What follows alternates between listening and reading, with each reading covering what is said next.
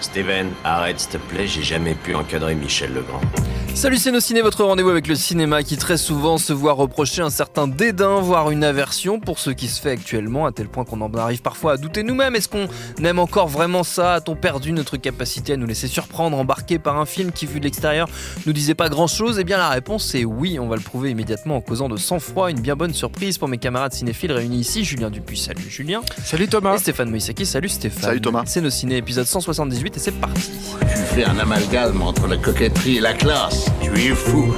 Enfin, si ça te plaît. Sang-froid nous emmène dans la sympathique et neigeuse station de ski de Keough, dans le Colorado, où a priori rien de bien dramatique ne se produit en dehors des fractures sur les pistes, mais c'est sans compter sur l'odieux trafiquant de drogue Viking, alias Tom Bateman, qui, non content de régner sur le deal local, décide de dessouder le fiston d'un aimable et paisible conducteur de chasse-neige, c'est vraiment dur à dire, Nelson Coxman de son nom, en maquillant sa mort en overdose. Manque de bol, Nelson est incarné par Liam Neeson, et il ne faut pas faire chier Liam Neeson, qui va donc entamer un travail de deuil par la violence, en massacrant un à un les membres du cartel de Viking.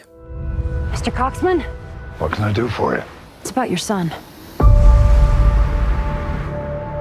He died of a heroin overdose. We didn't know our own son. Kyle wasn't a druggie. Sorry, but all the parents say that.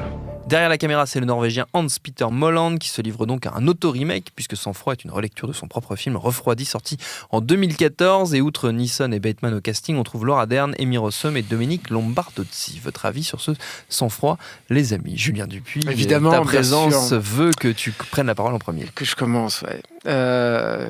J'en appelle aux auditeurs. Ne m'oubliez pas, les amis. Il est question d'une pétition exactement, commentaire régulièrement. mais- Je n'en ai toujours pas vu la couleur. Non, Donc, non. Tant que Je je ne vois tu pas te cette chines. pétition, je m'acharnerai. Fais attention, Thomas Rozek, La colère gronde au sein des masses. Ça te retombera, ça t'explosera au visage un jour. C'est ça. Tu verras. Écoute, de sang-froid, moi, ça fait partie de... C'est exactement ce que j'aime en fait dans le cinéma de genre. Enfin, je n'aime pas que ça, mais ça fait partie des choses que j'adore. C'est-à-dire que c'est une trame, mais ultra classique. Quand tu la pitches, c'est vrai qu'a priori, on n'a pas trop envie de voir ça. On a l'impression que c'est un Taken-like. Ouais. Et c'est extrêmement basique en fait comme intrigue, etc. Sauf que petit à petit, il y a des touches d'originalité. D'abord une ambiance, un contexte montagneux, isolé, on dirait provincial très fortement en fait si ça se déroulait en France. Donc pas du tout citadin, à l'opposé de ça, c'est-à-dire avec des gens qui sont plutôt isolés les uns des autres. Ouais. Et puis petit à petit il y a des petites touches qui viennent nourrir des personnages où tu te dis bah tiens, ce personnage-là, tout à coup, c'est le cas par exemple du personnage de Laura Dern au début, tu te dis il existe un peu plus que ce à quoi je m'attendais. Et il construit comme ça toute une galerie de personnages secondaires. Puis il y a de l'humour qui va commencer à arriver, de l'humour noir. Et au final, le film se termine et tu te retrouves avec un objet qui est assez unique en fait, à un rythme, à un ton qui est très très particulier et qui est totalement savoureux parce que en fait tu bascules tout le temps entre comment dire les lieux communs, mais que tu es content en tant qu'amateur de films de genre. C'est un des trucs que tu attends, de voir, là en l'occurrence, Liam Neeson donner des coups et défoncer la gueule de malfrats, c'est toujours plaisant. Et en même temps, avec des élans et une incarnation aussi de certains personnages qui est extrêmement touchante. Et ce que j'aime en plus de tout ça, c'est que du coup, ce faisant, je trouve qu'il incarne extrêmement, Hans-Peter Molland, le réalisateur, il incarne énormément ces personnages. C'est-à-dire que ces personnages qui ne pourraient tenir que de l'archétype, initialement, par ces petites touches, en fait, deviennent tout à coup des personnages qui vibrent, oui, qui existent dans toute leur absurdité, parfois, et c'est extrêmement plaisant, quoi. Voilà, c'est des films de genre comme moi j'en bouffe un paquet, quoi, et j'en vois extrêmement peu en fait des films de ce type-là.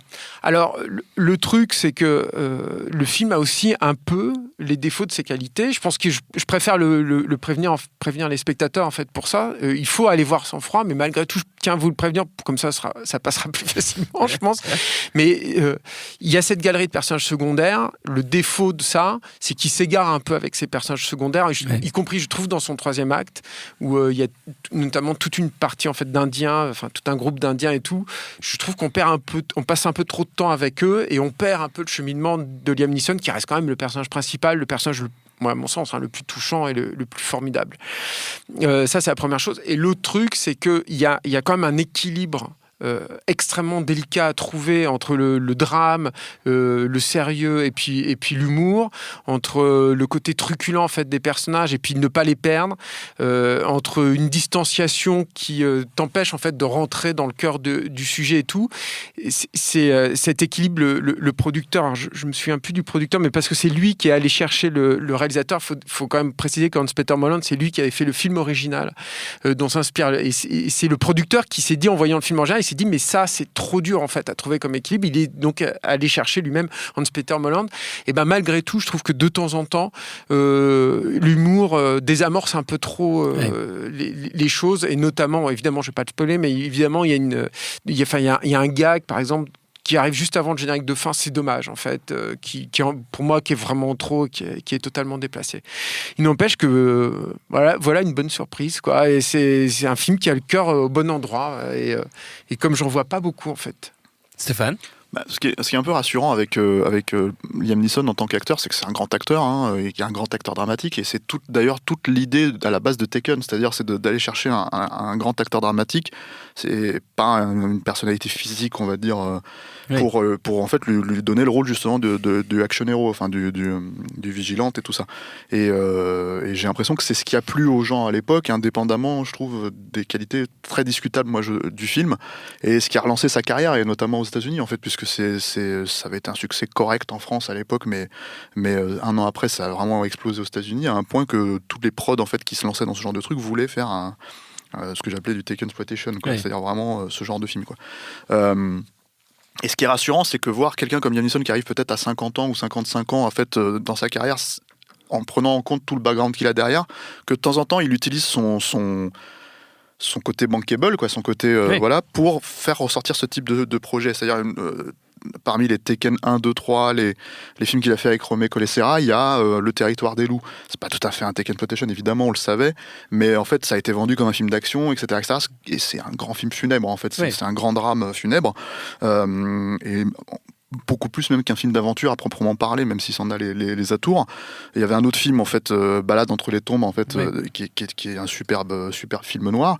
Et là c'est un peu la même logique, c'est-à-dire que, et ce qui est très intéressant effectivement dans ce film-là, alors moi j'ai pas vu du tout le film original. Refroidi, oui.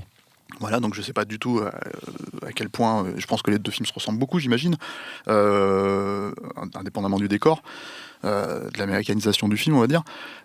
Mais c'est vrai que ce qui existe vraiment dans la logique du film noir, c'est ça, c'est-à-dire jouer avec une ironie très très spécifique sur la mort, sur la façon dont tu vas la mettre en scène, sur la façon dont tu vas jouer avec ça. Donc tu as à la fois en fait des relents de violence très très dur, c'est-à-dire même bien plus dur que n'importe quel Taken ou n'importe quel film qu'il a fait en dehors de ça, Liam Neeson, très très cru, et en même temps un jeu d'ironie qui effectivement donne énormément si c'est vraiment bien utilisé, c'est généralement bien utilisé dans le film, pas tout le temps mais vraiment en général ça fonctionne bien. Ça donne en fait un cœur en fait au personnage qui les fait ressortir. Il y a je vais pas comparer les deux films parce que c'est pas du tout la même chose à la fin, mais en fait ce que j'ai apprécié en fait en voyant le film, même si le ton est complètement différent, c'est que ça m'a fait un peu penser à l'écriture des Veuves aussi, dans la façon dont on fait ressortir des personnages qui ont très très peu de temps de présence à l'écran finalement, et de leur donner une incarnation très directe. Ça m'avait énormément touché dans Les Veuves. Là c'est fait complètement différemment dans celui-là, mais ça fonctionne aussi bien, avec des persos où tu te poses pas la question, t'es juste touché par la façon dont ils existent. Même presque plus écrit, ça serait presque trop en fait. Il y a par exemple, il y a un homme de main, tu te rends compte qu'il est homosexuel, tu vois, et en fait t'as tout un petit truc autour de ça. Dominique Lombardozzi en fait, dont tu parlais tout à l'heure. Voilà. Et grand acteur de Oz et puis sur écoute. Voilà. Et c'est un tout petit truc, et en fait il existe et tu te rappelles de lui à cause de ça. Je vais pas te dire où ça va en fait, mais voilà. Et tu te rappelles de lui à cause de ça. Il y a aussi une ironie dans la narration qui est que chaque personnage, en fait, qui se fait refroidir, il se rend compte qu'il y en a un paquet. En fait, on leur donne le film leur offre une oraison funèbre, on va dire, en fait, juste avec un carton et un signe de croix ou par exemple une étoile de David quand c'est un juif, ce genre de choses en fait pour t'expliquer qu'ils sont sortis du récit. Ce qui permet en fait au film, la première fois tu te dis tiens, qu'est-ce que ça fout là, bon, est-ce qu'il va le faire à chaque fois, mais en fait mine de rien c'est un espèce de truc qui est assez intéressant parce que c'est une idée intéressante parce que mine de rien ça lui permet de pas forcément te montrer les mecs se faire dessouder, mais en fait de te le faire comprendre en jouant un petit peu sur ton attente et ton empathie en fait, voilà. Et ça c'est assez ça les permet d'exister en fait, ils disparaissent pas du récit, voilà. Ils sortent de l'intrigue. Et ça c'est encore une fois c'est un truc de film noir. La dernière fois que j'ai dû voir ça dans un film, je vais remonter loin, il y en a peut-être d'autres qui l'ont fait, mais je me rappelle que ça m'avait énormément frappé. C'était dans L'Arme Fatale 2. En fait, t'as une scène à la fin, t'as la scène d'action finale où Mel Gibson, parce que t'as tous les flics qui se sont fait dessouder jusqu'ici dans le récit, et t'as Mel Gibson en fait qui sont sans armes mais qui vide littéralement son chargeur sur un kidam complètement, voilà, et qui cite tous les noms en fait de ses coéquipiers qui se sont fait tuer pendant le truc. Et même si on sait c'est un film qui a été réécrit à l'époque par d'autres scénaristes que Shane Black, j'ai envie de croire en fait que cette idée spécifique ça vient de Shane Black, quoi. Parce que en fait, je pense que c'est une idée de pulp, c'est une idée de vraiment de film noir où on donne à lui, voilà, et on donne en fait une place au laissé pour compte, on donne une place en fait à tous ces personnages là qui dans n'importe quel autre film d'action serait juste de la chair à canon qui serait déblayé, quoi. Il y a un autre élément peut-être périphérique mais assez intéressant et c'est dans la façon dont le ton moi je dis vraiment ironique plus qu'humour, on va dire à proprement parler, c'est pas à gorge déployée. C'est l'utilisation de la musique en fait, et c'est George Fenton qui fait la musique. C'est pas mon compositeur de musique préféré, qui a fait d'autres choses que de la comédie, mais qui est surtout connu pour la comédie. En fait, il est connu, il a fait Un jour sans fin, il a fait plein de comédies romantiques, etc. Et je pense qu'il a été utilisé. Il a fait des films épiques et des trucs comme ça. Il a fait aussi des Ken Loach, donc il est vraiment, il est partout. Voilà, mais j'ai l'impression qu'il est utilisé pour son aspect musicalement, son aspect comédie. Et ça, c'est pareil, c'est une prise mine de rien de risque assez intéressante parce que le film pourrait complètement tomber à plat à cause de ce type de musique. C'est pas la musique ultra guirette de Un jour sans fin, mais ça reste quand même assez... C'est un des premiers éléments qui te dit que ça va détonner en tout cas. Voilà, c'est ça. Et du coup, ça fonctionne assez bien. Voilà. Après, je pense que le gag final, effectivement, qu'on va pas spoiler, le souci de ce gag-là, moi j'ai l'impression que c'est surtout qu'à un moment donné, en fait, il a été décidé que si t'avais vraiment pas compris que t'étais en train de regarder quelque chose qui avait une logique ironique, en fait on te l'explique et on te laisse sortir avec ça. Moi aussi j'ai un problème avec ça. J'aurais aimé que ça soit plus subtil, voilà. Mais après t'as aussi tellement de choses à côté que tu peux pas vraiment en vouloir au film là-dessus. Il y a par exemple, moi ça faisait des années que j'avais pas eu William Forsythe qui est pareil, il apparaît 5 minutes, qui joue le frangin de Liam Neeson et qui est incroyable, quoi. Alors déjà il a grossi, on dirait Obélix, mais en plus il est vraiment hyper attachant et sa relation avec sa femme est hyper attachante, et voilà, et il est il a vraiment un tout petit arc, quoi, mais qui fonctionne très très bien, quoi. Mais il y a un goût pour les personnages secondaires, enfin, et même pour les acteurs de second rôle. Ce serait intéressant. Malheureusement, il n'a pas fait la promo en France. Peter Mullan, moi j'aurais adoré lui poser la question parce que je pense qu'il y a un goût de sa part pour être allé chercher tous ces comédiens, tous ces seconds couteaux, et il y a une réflexion sur comment tel acteur peut aussi incarner très rapidement le personnage. C'est moins efficace, il y a moins de brio dans la façon d'incarner tous les petits personnages, comme le disait Stéphane, par rapport aux veuves, je trouve. C'est un tout petit peu plus laborieux dans de son franc, un tout petit peu plus appuyé, on va dire, plutôt. Mais par contre, ce choix de casting et cette multitude de gueules, en fait, c'est très... Enfin, moi, c'est comme ça que je l'ai pris, très clairement, ça l'aide là-dedans. Il y a un vrai plaisir là-dedans. Moi, je sais que j'ai pris beaucoup de plaisir à découvrir tous ces seconds rôles, en fait, que j'avais pas vu à William Forsythe. C'est l'exemple le plus évident, quoi. Mais voilà, ça fait partie des vrais plaisirs aussi de cinéphile, en fait, par rapport à ce film. Et le truc aussi que je voulais dire, c'est qu'on a vu beaucoup de films noirs qui essayent d'incarner leur personnage en étant extrêmement solennel, toujours extrêmement sérieux, etc. Pour moi, Sang-froid, c'est encore une fois la preuve que c'est pas comme ça que ça fonctionne, et que dans la vie, c'est pas comme ça que ça fonctionne, et que tu trouvais l'humanité en fait de ces personnages ne vient pas forcément d'une attitude extrêmement je tire la gueule tout le temps et tout est moche et tout machin. Dans toutes les situations les plus dramatiques qui soient, de toute façon, je pense que l'ironie de la vie te rattrape, et mine de rien, Sang-froid à son petit niveau, parce que c'est aussi un film que je trouve relativement humble, même s'il y a un petit discours sur les Indiens dedans, par exemple. J'imagine que ça, c'est l'américanisation du sujet, quoi. Mais aussi sur la relation, le poste de Liam Neeson qui est censé relier, la civilisation à la sauvagerie. Enfin, bon, il y a des petits sous-textes comme ça, tu sens qu'il a un peu cogité. Ça reste quand même un film assez humble, et je sais plus, du coup, j'ai perdu le fil de ma pensée, mais je comprends. Moi, le petit bémol, en fait, que je mettrais, c'est que je pense que soit ça l'intéresse pas, soit il a pas vraiment les capacités, ou je sais pas, hein, je vais pas présumer, mais en fait, dès qu'il y a une vraie scène d'action à proprement parler, il y en a une à la fin, là, c'est le bordel, en fait, vraiment tout de suite. Et pas uniquement parce que sur le papier, tu as deux groupes qui se rejoignent, qui se tirent dessus, quoi, mais aussi parce que tu te rends compte que finalement, sa mise en scène assez sèche, assez limpide, en fait, elle colle pas avec la façon d'intégrer. Et c'est là, effectivement, où moi, je pense que je rejoins, je pensais à ce que Julien disait tout à l'heure sur la place de Liam Neeson, et notamment dans cette scène. Je pense qu'il est là le vrai problème, en fait, à un moment donné. C'est que si ça avait été vraiment mis en scène, cette scène-là était vraiment mise en scène, je pense qu'on n'aurait pas eu l'impression de perdre totalement Liam Neeson vis-à-vis des autres personnages.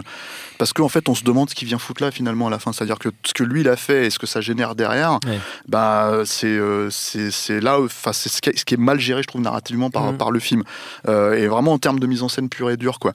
Voilà. Mais encore une fois, c'est pas très, très grave. C'est-à-dire que c'est dommage, hein. On aurait aimé que ça soit une flèche, le film, à ce point-là, quoi.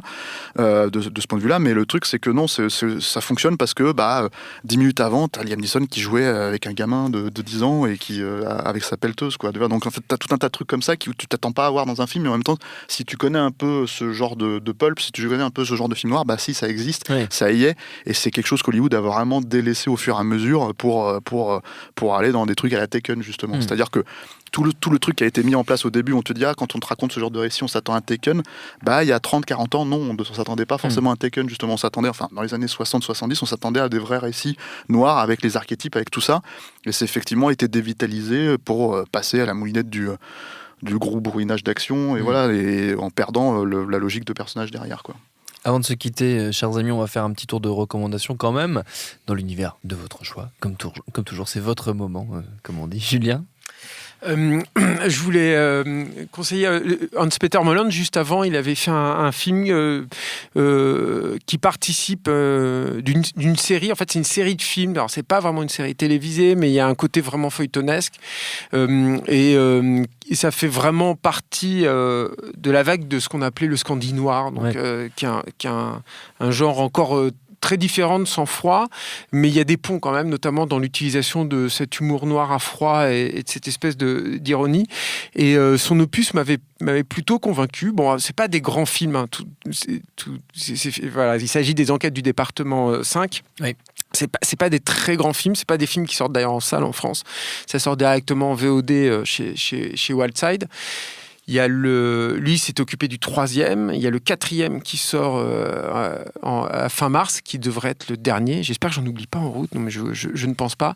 Et donc lui s'était occupé de l'avant-dernier. Le principe, ce sont deux flics qui s'opposent, en fait, c'est un peu un buddy movie, et qui se retrouvent à gérer des cold cases. Alors je suis désolé, je sais pas comment ça s'appelle en français, mais des affaires non classées. Non classées, voilà, mais des vieilles affaires non classées qui ressurgissent d'une façon ou d'une autre. Alors forcément, le procédé au fil des films un peu plus poussif, etc. Mais ça reste plaisant. Enfin, c'est quand même à réserver vraiment aux fans de Scandi noir, très spécifiquement, je trouve.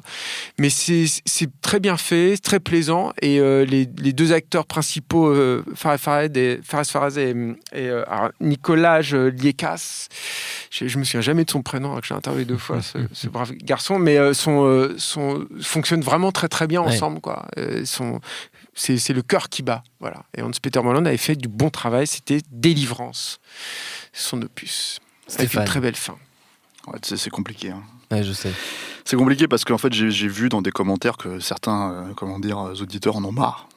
Ils peuvent plus soutenir. Ils disent ça suffit. Moïsaki, cesse tes bêtises. Arrête de recommander. Arrête avec Anaconda, on a compris, c'est bon. Moi, je suis pas sûr qu'ils aient compris parce que j'ai l'impression qu'ils l'ont pas tous vu. Oui. Mais voilà, donc c'est un peu un problème. Mais j'ai envie de leur dire à ces auditeurs que tel Macron s'adressant aux Gilets jaunes, je les ai entendus. Et donc, je vais recommander Anaconda. Voilà. Et jusqu'à la prochaine fois où vous me direz si vous l'avez vu ou pas. Voilà. C'est magnifique ce trolling permanent. Bravo Stéphane, notre temps est Je vous en prie. notre temps est écoulé. Merci à tous les deux. Merci à Solène à la technique, à Juliette pour la préparation, binge.audio pour toutes les infos utiles. On vous dit à très vite. Je préfère partir plutôt que d'entendre ça, plutôt que d'être sourd. Binge.